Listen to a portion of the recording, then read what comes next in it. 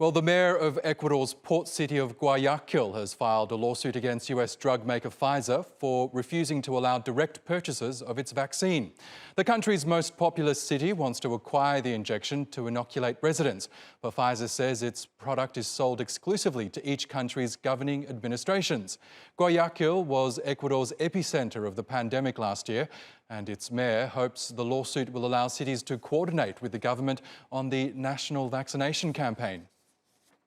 The lawsuit is aimed at Pfizer for an abuse within the law of market power, that we reserve the right to sue based on the superintendence of market control. Why against the Ministry of Health?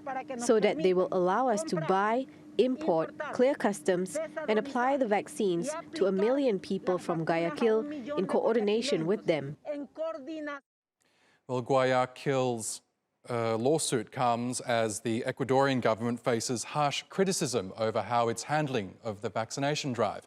Accusations that the wealthy and politically connected were being given the injections first have led to the resignation of the country's health minister.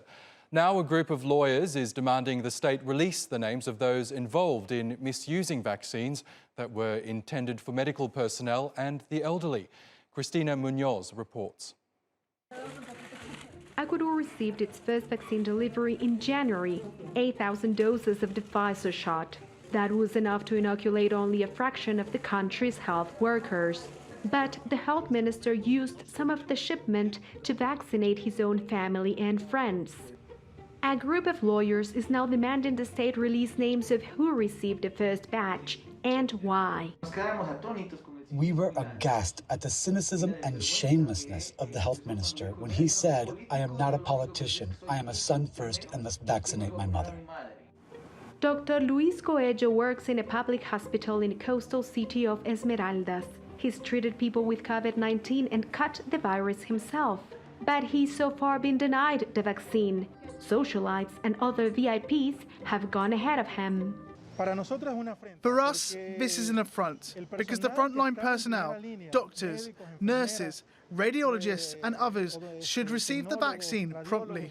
After a year fighting the pandemic, Dr. Coelho admits he is tired and afraid. Intensive care units across the country are overcrowded. In the capital, Quito, even patients in critical condition are on waiting lists. The outcry grew after this radio host was seen in a public hospital getting the vaccine and later admitted it on Twitter. TikTok stars and a gourmet chef have also exposed themselves on social media.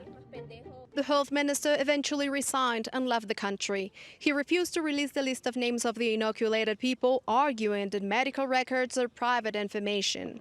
But a judge ruled otherwise and ordered to hand over the list. The new health minister, though, says that information will remain under wraps. Health workers say there are real fears that if enough people don't receive the vaccine soon, Ecuador could return to the chaos it experienced last April, when dead bodies went missing or were left in the streets for hours. Cristina Munoz, TRT World, Esmeraldas, Ecuador.